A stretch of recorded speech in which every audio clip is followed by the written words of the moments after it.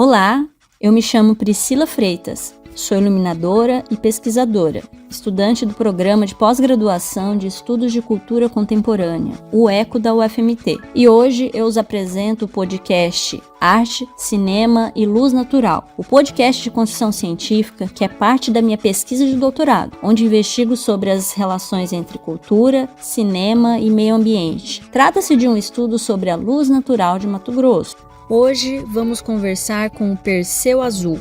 O Perseu é arte-educador, diretor, produtor e roteirista.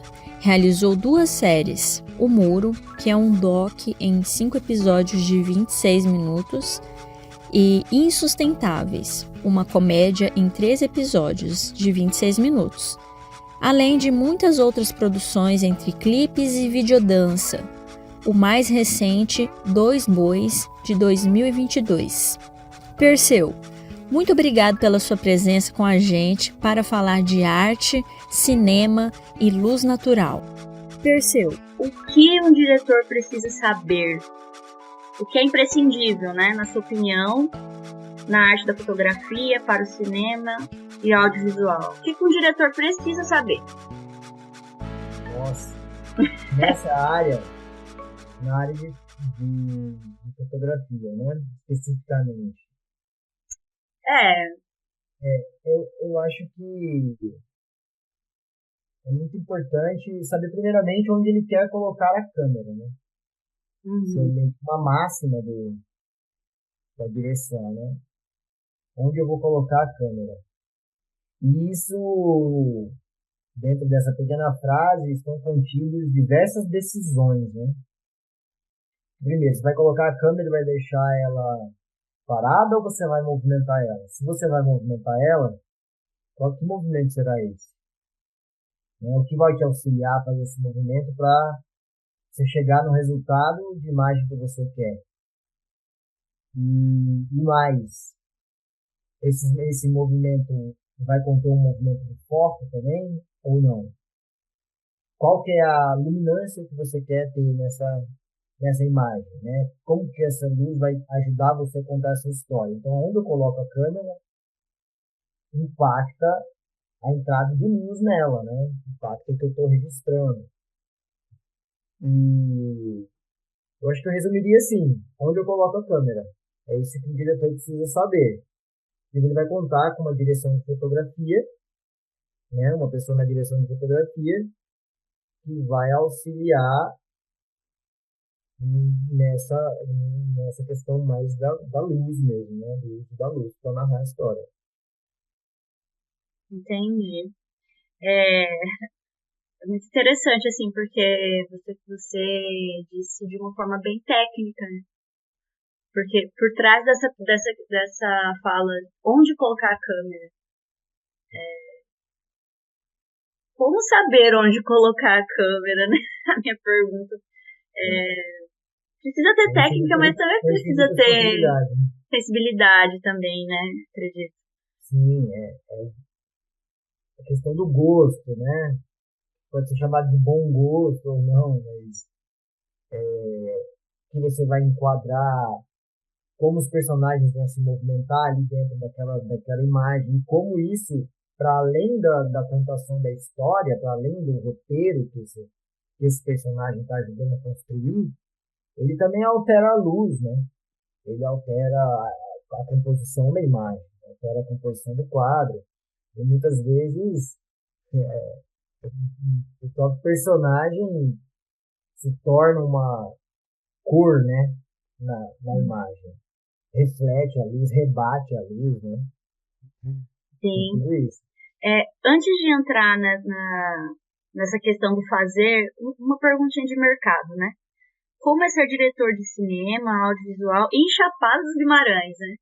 Você atualmente está morando em Chapada, apesar de já ter andado bastante aí pelo mundão. Mas como que é? Qual que é o desafio de viver em Chapada e trabalhar com cinema e audiovisual? Eu moro lá, né? Eu acho que eu sou diretor e roteirista. Roteirista eu sou na internet, basicamente. O que a gente escreve, eu escrevo tudo no Drive, referência. E dirigir, realizei coisas no Centro-Oeste até então, né? De direção. Agora estou dando meus primeiros passos para fora do Centro-Oeste. Daí, a maior parte das coisas que eu gravei foram em Goiás, Mato Grosso e Mato Grosso do Sul. E é muito bom. Eu gosto de ter mudado para Chapada dos Guimarães. Eu escolhi ir para lá. E eu estava em Jaciara antes disso, e daí eu podia escolher, assim, porque eu estava querendo sair de lá, porque já estava um pouco distante para mim. E eu escolhi para Chapada dos Guimarães por conta do clima, por conta da tranquilidade da cidade e por conta de poder, a partir de lá, exercer minha função. Muito graças ao advento da internet, né? Sim. E é isso. A gente realiza audiovisual em vários lugares, né? Com pessoas de vários lugares também. Eu acho que cada vez menos a gente tem se limitado pela espacialidade geográfica. Acontece de ter menos incentivo público, né? Porque a prefeitura não desenvolve editais, não capta recursos, coisa que acontece, por exemplo, em Cuiabá, e começou a acontecer em Rondonópolis, e cidades como São Paulo, Recife, né, Brasília, já acontecem com muito mais ênfase, assim. Então, tem essa diferença, assim. A Chapada concentra muitas pessoas do audiovisual, né? Tem muita gente legal morando na Chapada, que trabalha não só com audiovisual, mas com arte em geral. Então, é um ambiente propício para fazer o que eu faço. Legal. O nosso foco nessa conversa é a luz, em especial a luz natural dos biomas de Mato Grosso. A minha pergunta... Para me iluminar melhor, eu estou aqui também. Tá. Como essa luz natural é trabalhada pela arte nas diferentes produções cinematográficas e audiovisuais? Como que essa luz é tomada nesse processo criativo, na sua arte? Como que você enxerga essa luz? Eu vou tentar abordar de uma forma mais prática primeiro, tá? Claro. Porque para mim a luz natural sempre foi a primeira e quase sempre única opção. Olha aí. Por conta das restrições de não só de recurso, mas muitas vezes de equipamento, de não ter onde alugar, né? Quando eu fazia em Rondonópolis, quando eu fazia em Jaciara, ou quando eu estou na estrada fazendo, gravando à distância e tal. Então, as limitações logísticas se impõem. Mas eu nunca vi isso como um fardo, sabe? Eu sempre gostei muito de gravar com luz natural e, e eu acho que a gente é beneficiado por estar num estado extremamente ensolado, né? E eu não sei se isso é um pouco superstição ou se é um pouco do meu Mato Grosso centrismo. Eu me considero um pouco Mato Grosscêntrico. Eu acho que o nosso estado tem um céu muito bonito, sabe? Tem uma luz muito bonita. Eu não sei se isso difere de um lugar para o outro, tá? Com certeza tem alguma influência, né, da maneira como o sol incide na atmosfera. Mas eu sempre fui encantado por essa luz do nosso estado. Eu sempre tentei usar ela da melhor maneira possível, por vários fatores. Como eu disse, fatores financeiros e logísticos, mas também por fatores poéticos e luminosos. E aí, claro, eu fui aperfeiçoando o uso disso, tanto através da escolha de locais e horários de filmagem, né? E formas de filmar, opções de enquadramento, como eu estava falando, e escolha de locações. Eu acho que seu áudio foi... Não, é porque aqui os cachorros dos vizinhos aqui resolveram uivar agora, então eu desliguei meu microfone. Mas você falou do horário, qual para você é o melhor horário para gravar? Ou não tem esse de melhor horário? Tem, né? A resposta mais óbvia disso é o que se cunhou o termo Golden Hour, né? A hora de ouro, que é as primeiras horas da manhã e as últimas horas da tarde, aquela em que o sol já está incidindo num ângulo quase, ia usar o termo errado aqui, diante da expert, seria tangencial à Terra? Acho que é isso, né? Mais tangencial, né? Mais inclinado, mais baixo, assim. Uhum. Mas esses dias eu fui gravar numa horta, daquele solão a pino, assim, e a gente entrou embaixo do plástico da horta, assim, daquele plástico que recobre os canteiros, e ele funcionou como um difusor de luz que ficou lindo, assim, ficou tudo, parece que a luz estava vindo de todos os lados, assim, de baixo, de cima, tá? Nossa. E daí isso leva a segunda parte da minha fala, que é esse estudo não só do local de filmagem, horário de filmagem, mas também do uso das ferramentas, né, de bater a luz, de fundir a luz, de também deixar ela, os butterflies, os sombreadores, né, sombritos, sei lá, a gente improvisa muita coisa, né, a gente usa, na falta de um butterfly, a gente usa um lençol branco, né, na falta de um guarda-chuva, a gente usa uma lona, né, a gente dá nosso jeito. Certo. E eu acho que esse uso de ferramentas ele pode ser mais aperfeiçoado ainda e existe um campo para desenvolver isso que eu acho que não é muito aproveitado. Às vezes eu vi uma coisa de usar umas lentes assim grandes de vidro para condensar a luz e fazer tipo um refletor natural, um foco assim, sabe? Gerar um foco como uma lente de aumento, assim. Interessante. Me interessa muito isso, né? Porque eu gosto muito de filmar em ambientes ermos, né? E é muito difícil levar equipamento de luz. Hoje está ficando mais fácil por causa do advento do LED e tal, as coisas estão ficando muito mais leves, né? Consome muito menos energia, mas ainda assim, você tem que ter muita força para iluminar uma coisa externa, você tem que carregar uma bateria, enfim. Sim.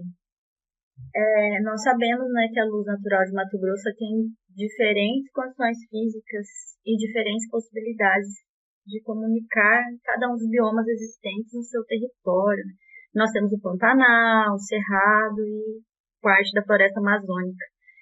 Tem todos esses cenários e também tem os cenários urbanos, né, que nós não podemos esquecer. Essas circunstâncias são relevantes, interferem no seu processo criativo. Como você lidar com isso, assim? Você chega assim no Pantanal e fala, e aí, né? Eu vou usar isso aqui como? Interfere no processo criativo? Não interfere? Como que é essa? Como você vê a questão das belezas naturais que nós temos aqui, desses biomas, né? Como que é? Eu acredito que são certas coisas que se impõem, né? São certas belezas e certos atrativos visuais, assim, quando você vai gravar no Pantanal. Eu gravei o Dois Bois agora no Pantanal.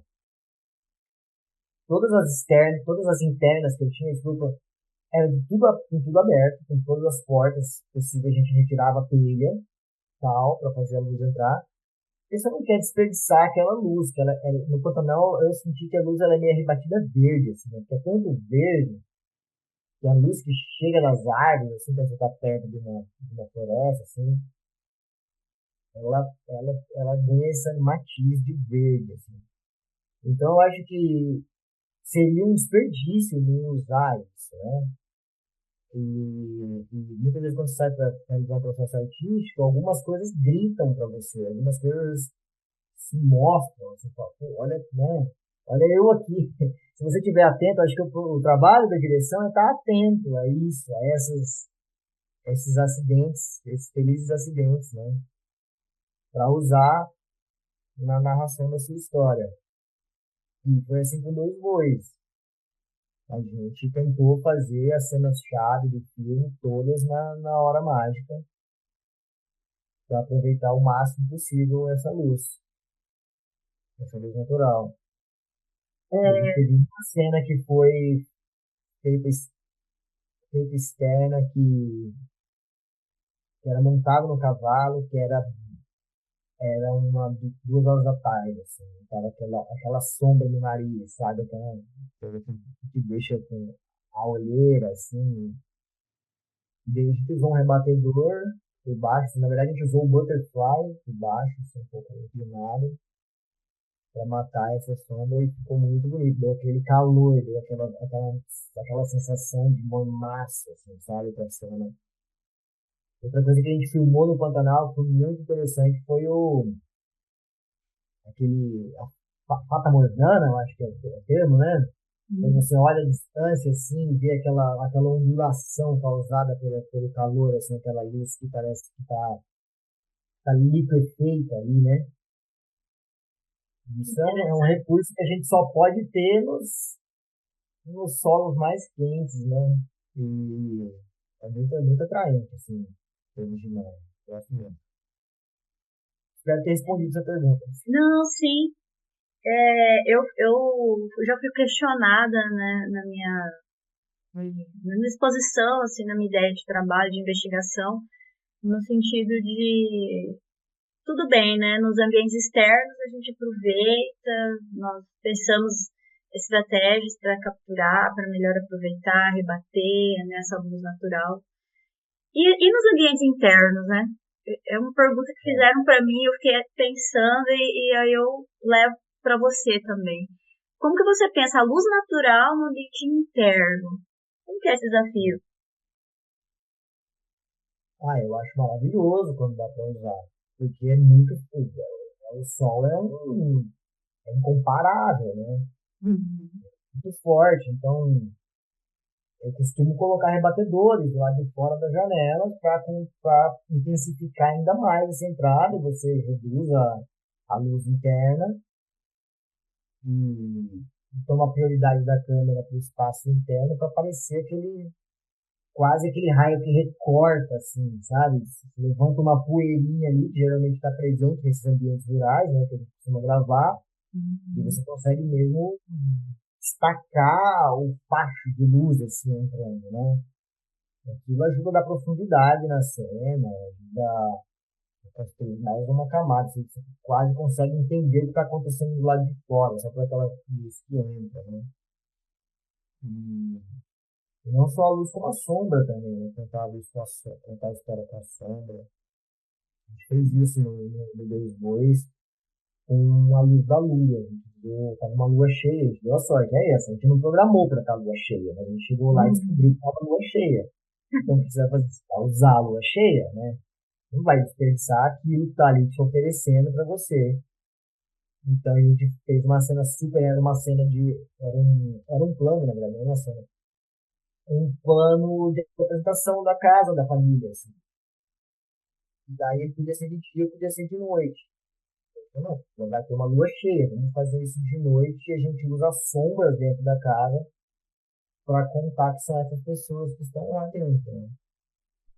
E as sombras das árvores, assim, refletidas pela lua, na casa também dá um tom de mistério. Aproveitando essa introdução, né, que você está falando bastante sobre o personagem, como que é essa relação da luz e do personagem no processo criativo, na construção do personagem? Você acha que ela interfere ou não? Como que é? Ele ajuda a compor um personagem, a luz? O que você acha? Olha, não sei, você ativou minha cabeça de roteirista agora. Se fosse personagem, eu pensei em roteiro, mas há uma camada de construção da personagem que vem na hora de gravar. Entendo. De direção, né? Eu não passei por esse processo, assim, de construir um personagem através da luz, apesar de eu ver como ele é possível de ser feito, né? É muito possível de ser feito. Mas eu ainda não tive essa oportunidade.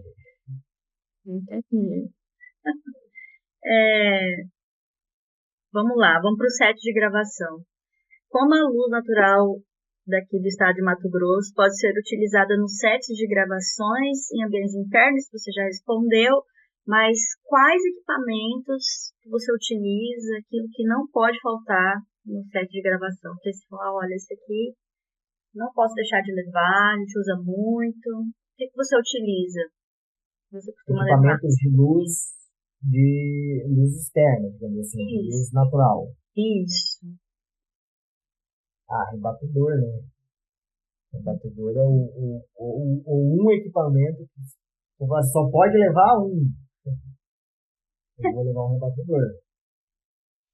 De preferência aquele que chama de sonrisal, sabe? Redondo, assim, que tem duas faces.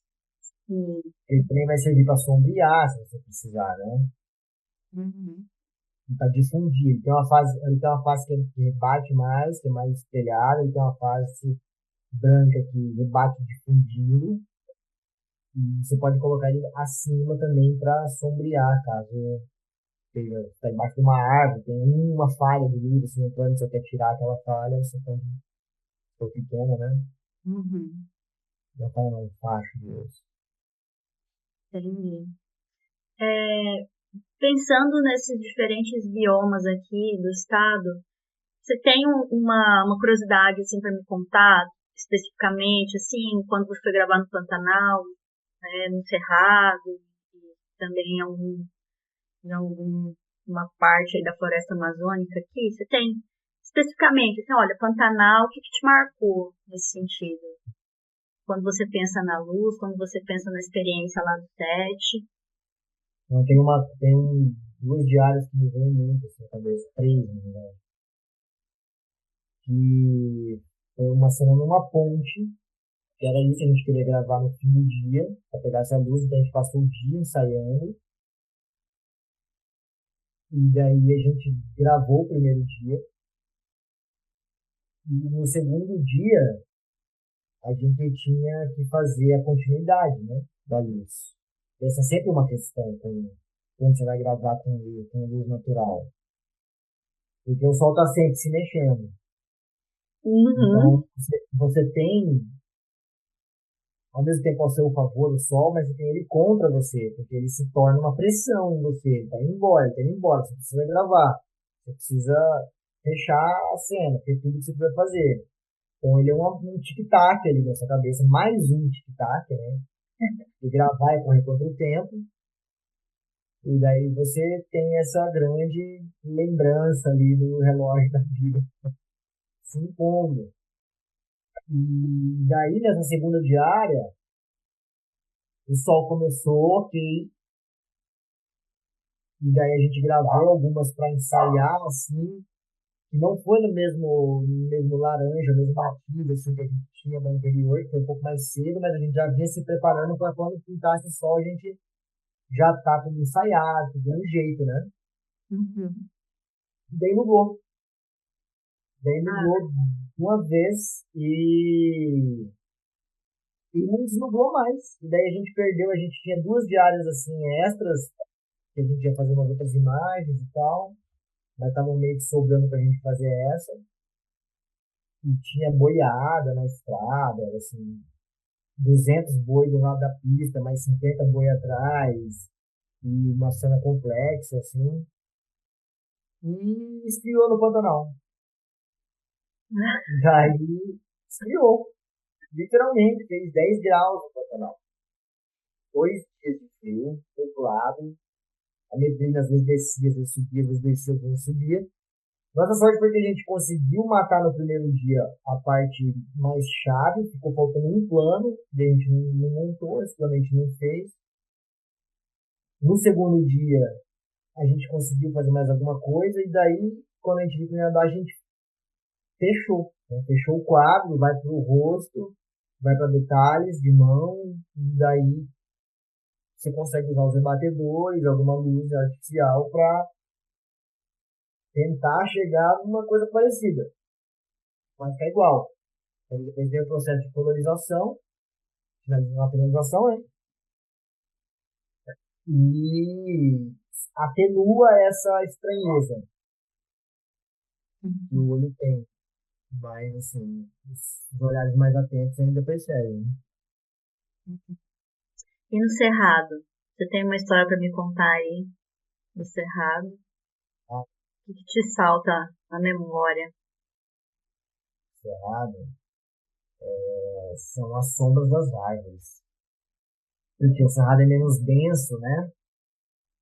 E as árvores, elas são menos folhadas. Então, você tem muitas sombras e contrastes muito bonitos, assim, filmando durante daí aquele dia alto, né? Dá aquela sombra só no chão, assim, tipo, logo abaixo, né? É muito marcante para mim essa imagem. Uma vez a gente foi gravando um Cerrado Queimado e as sombras se misturavam com as árvores, sabe? Então, a árvore estava queimada e aquilo parecia que estava no chão e parecia uma grade, assim, sabe? Que ocupava o espaço inteiro. Isso é muito Hum. marcante. Dessa... E na Floresta Amazônica? Você já foi para lá? Já gravou? Como que Já foi? já assim, nunca fui pro Amazonas, pro norte, mas conheço ali a região do norte do Mato Grosso, né? Uhum. E... Mas eu nunca gravei. Eu nunca gravei nesse ambiente. Entendi. E tem registros de memória que eu vejo de outras pessoas, é a escuridão da floresta, né? Ah, né? Eu gravei na Chapada do Manães, num local de árvores muito grandes, assim. Uhum. E dá essa sensação também de luz verde. Eu senti no Pantanal um pouco desse verde que penetra por algumas folhas e gera um filtro. E essa escuridão, assim, que logo depois dos metros da câmera, assim, parece que você está numa parede, né? Uma parede escura, assim, essa escuridão que permeia a mapa. Interessante demais. Perseu, para fechar aqui nossa conversa, eu vou trazer duas questões mais gerais. Você é um artista, né, diretor conhecido aqui no cenário, local, regional, internacional também. Você pode comentar um pouco sobre seus trabalhos e repercussões? E houve alguma alteração na sua rotina de trabalho pós-pandemia? Vou entrar um pouquinho nessa questão, de uma forma bem geral mesmo. Como que foi esse período para você e agora? Você acha que mudou muita coisa?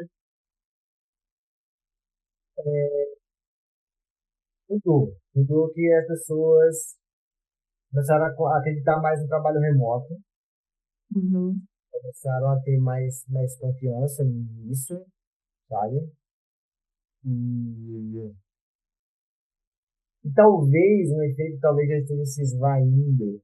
As pessoas, por um tempo, passaram a valorizar mais a possibilidade de encontro, né? Logo depois que a gente saiu da pandemia, assim, começou a ter essa, eu senti isso, pelo menos eu ainda sinto um pouco, assim, essa coisa de estar em grupos, tá? A gente gravou Dois Bois durante a pandemia, né? A gente se isolou para Uhum. fazer. E foi muito legal as pessoas poderem se encontrar de novo. Tava todo mundo de muito bom humor, e muito alto astral, assim, porque essa saudade que a gente tava sentindo de se encontrar. Eu senti que foi isso, e aí acho que é isso que me marcou, sabe? Quanto à minha carreira, você perguntou, né? Sim, aham. Eu, eu me profissionalizei no audiovisual a partir de 2014, eu considero. Foi quando eu abri a Céu dos Filmes. Uhum.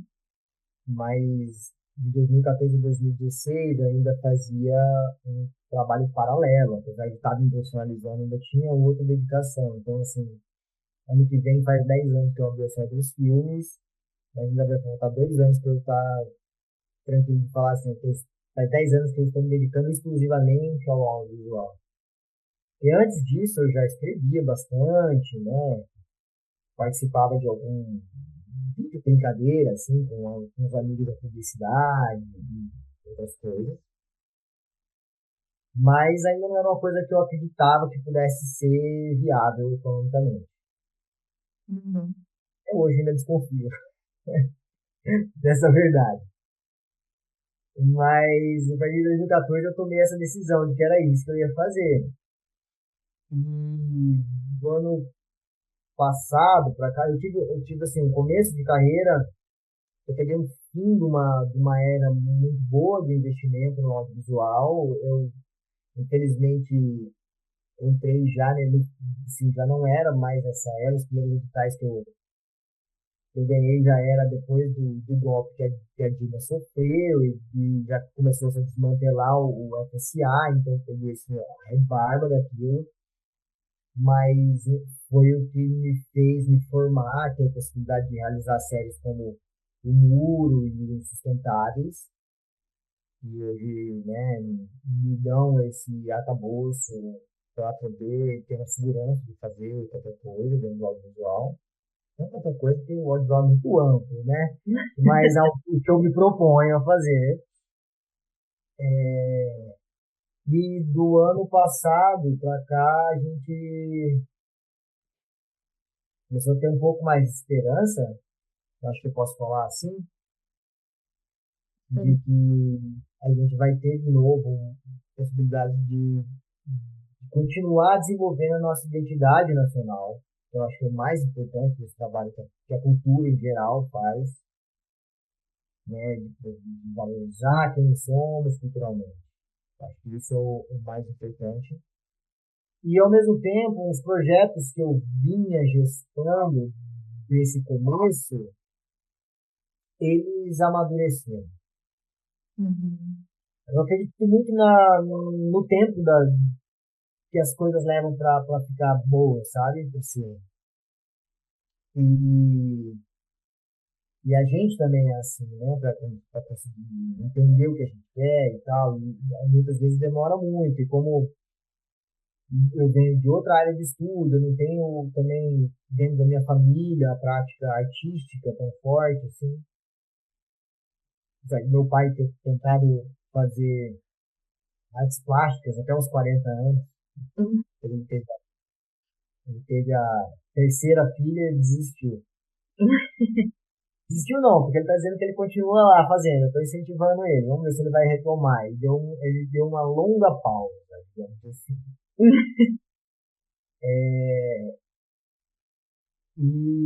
Mas eu vinha falando disso porque eu acho que minha carreira seguiu uma trajetória um pouco diferente. Então, eu não conseguia me inserir na publicidade para poder praticar audiovisual, então eu tinha que fazer. Eu tinha que pegar uma câmera, juntar com os amigos, isso antes de abrir a Cérebros, né? Lá em 2011. E fazer. Primeiro com os músicos, com a galera da música, que foi uma área que também sempre me interessou muito. E depois fiz clipes, e daí comecei a fazer pequenos documentários. Tentava me inserir no lance da publicidade, que era de onde eu via um pouco de renda, e não conseguia. Tentava me encaixar nas equipes dos filmes, que eram muito poucos, ainda são, e não conseguia. Então isso foi meio que me obrigando a fazer tudo, sabe? Ser roteirista, diretor e produtor. E o que me deu a sustentabilidade financeira, que foi uma coisa que eu descobri que eu adoro fazer, e faço até hoje, mesmo quando não tem dinheiro para ser feito, é a arte e educação. Então, houve um tempo em que a gente tinha principalmente o Sistema S, que era o principal maquinário de sustento da arte e educação, em que a gente conseguia fazer boas oficinas e receber bem por elas. E ter um alcance legal, encontrar as pessoas e formar as pessoas. Eu fui formado muito pelo SESC, no audiovisual, SESC Nacional. Os ótimos cursos lá, que infelizmente não estão disponíveis. E dei muitas oficinas que eu quero acreditar que tenham sido ótimas para quem as fez, assim. Até hoje tem pessoas em contato e tem pessoas que se tornaram proponentes, produtores, diretores, roteiristas, começaram as oficinas que eu dei, tanto em Rondonópolis, quanto em Cuiabá, e na Chapada dos Guimarães também, onde eu fui convidado pela minha companheira, a Oscar Ferreira, para integrar um grupo que se chama Os Gigantes do Cambambe. Então, na verdade, é só Gigantes do Cambambe, tá, gente? Sem o artigo aí. Gigantes do Cambambe, que recentemente fez um filme próprio, né? Fez um remake do filme que eles já tinham roteirizado e feito assim em âmbito escolar dentro da sala de aula, e agora uma das membros do Gigante, a Abner, propôs no edital do Estado Movimentar, ganhou e a gente refilmou a história do subaco. Então, talvez essas histórias, assim, é legal essas oportunidades de falar para a gente poder contar isso, sabe? Sim. As histórias nos dão tanto orgulho, assim, de ver essa galera se virando como pode e se divertindo, fazendo um negócio, e depois passa um ano, passa dois, eles veem aquele vídeo que eles fizeram e dão tanta risada, e agora o vídeo vai ser exibido nos cineclubes em São Paulo, e, enfim, a coisa tem uma cauda longa, né? O audiovisual é isso, quando você faz um filme, você faz um vídeo, solta na internet, às vezes você expectativa nenhuma, e daí, dali tanto tempo, uma pessoa pirateia o seu vídeo. Isso aconteceu com o meu primeiro filme. Pirateou, eu fiz um documentário em 2012, né? Em 2012, foi um primeiro filminho, assim, documentário, que eu fiz sozinho, fazer direção, produção e roteiro, chama Fim do Mundo em um Único Ato. Ele contava a história desse músico, que se chama Djalma Barros, que faleceu faz uns 4 anos. E quando ele faleceu, uma legião de fãs surgiu, assim, atrás desse filme. Que E eles interessante. piratearam meu filme e colocaram no outro canal. E eu achei isso ótimo, sabe? Eu achei muito legal, que as pessoas têm interesse. Então, que importante ter feito aquilo, assim. Muitas vezes era um vídeo que depois, já mais maduro na carreira, você olha para o passado, para aquelas coisas que você fez. Você também deve ter feito alguma luz, você olha a foto e fala, pois é. Sim. Aí daí você entende que aquilo tem o seu momento na história, tem a sua importância, né? Na sua história, na história daquele local, na história daquelas pessoas com quem você compartilhou esse momento de criação. E as coisas vão fazendo mais sentido à distância. Assim, você vai tendo.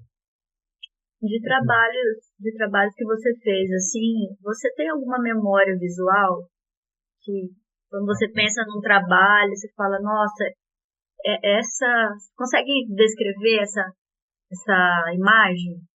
Como que é essa imagem que aparece quando você pensa Mato Grosso, trabalho, significado, né? Aquilo que te toca. Qual que é a imagem que te toca? Tem várias, assim, mas a primeira que quando você falou assim, vendo várias, mas a primeira foi uma imagem, foi uma sequência, vários planos que eu fiz de um amigo, o Papa Iberway, que ele é senegalês e ele mora em Goiânia, morava até então. E ele é muçulmano. E daí a gente tava filmando a série O Muro com ele e chegou a hora dele orar. Porque ele estava voltado para Meca 4 vezes por dia e pode cair o mundo, ele vai fazer aquilo. Então, não, beleza? Por favor, a gente pode filmar você nesse seu momento íntimo? E ele concordou. E a gente estava dentro da casa dele, numa entrevista, assim, com a luz montada, e ele falou, não, mas eu oro lá. E daí era na sala, e a luz não estava pronta, estava chegando a hora de montar, e ele falou, então vamos fazer assim mesmo. E era mais ou menos umas 4 horas, e já estava escuro dentro assim, era mais tarde, era umas 5 e pouco. Já estava escuro dentro da casa, mas a luz ainda entrava de fora. Ela tinha poucas janelas. E daí isso gerou aquele ambiente de luz, assim, que dentro está escuro. E esses raios vêm atravessando as janelas, assim, e formando focos de luz dentro da casa, né? E peixes, assim. E aquele ambiente espiritual, e ele rezando e fazendo os vários movimentos, né? Metódicos da tradição. Que trouxeram toda uma aura para a cena, assim, de presença divina mesmo, sabe? Que ficou representado também por aquela luz. Que Essa, lindo. Acho que tá no terceiro episódio e depois eu repeti eu gostei tanto dessa escolha de planos e tal, dessa luz, que depois eu repeti com a Paty e a Ana, a mesma decupagem, eu fiz de novo com ela, os mesmos quadros, só que em outro ambiente, aí numa floresta, que é esse verde, com essas luzes também atravessando, só que a folhagem, e ela fazendo uma oferenda. Eu não lembro para qual orixá que era agora, mas era no contexto de candomblé. E eu poder pegar exatamente os mesmos enquadramentos do Islã, assim, que eu fiz para ele estar fazendo oração islâmica, né? Incrível. Muito legal essa. Mandaram me buscar. Esse tá no YouTube. O muro não dá pra assistir no YouTube, mas mandaram me buscar da Tatiana, tá lá. Conheço, é Logo no lindo. começo. Tava no começo do clipe, assim. Que legal. Perseu, o que eu não te perguntei, você gostaria de dizer ao final dessa nossa conversa? O que você gostaria de dizer? Eu queria falar para os diretores de fotografia acreditarem mais na luz natural. Acreditarem mais que é possível fazer muita coisa. Às vezes há em algumas pessoas mais, outras menos, assim, não que seja um crime, um problema, uma falha de caráter assim grave, mas há uma paixão muito grande pelo equipamento, sabe? Um tesão assim, pelo equipamento, mais do que pela luz. Ver aquele aperture, assim, da monstro fazendo aquela lua, aquela lua artificial, né? Aquele sol artificial, entrar pela porta e tal. Quando a lua tá ali, o sol tá ali. Nem sempre dá, claro, tem isso, também não sou ingênuo. Mas eu acho que existem formas muito criativas que estão sendo pouco usadas de contar histórias com a luz natural. Poxa, que riqueza! Eu fico muito feliz, assim, que tem pessoas que acreditam no potencial da luz natural, principalmente aqui no estado de Mato Grosso, né? A minha investigação, ela pretende justamente mostrar isso que você acabou de falar, essas potencialidades que nós temos aqui, e que às vezes estão sendo pouco utilizadas, né? Por mais que estejam sendo utilizadas, eu ainda acho que tem um potencial gigante. E fico muito feliz que você pensa dessa forma, sabe? Acho que nós precisamos muito de pessoas assim. Eu fico muito feliz, muito grata pelas suas palavras, né? Pela sua partilha. Eu sou uma fã sua, do seu trabalho, gosto muito. É E é recíproco. isso, eu só tenho a agradecer essa Muito participação obrigado. especial para mim. Muito obrigado pelo convite mais uma vez. E sigamos naturalmente iluminando o mundo. Opa, obrigada. Refletindo, no mínimo refletindo a luz natural que nos ilumina. Isso.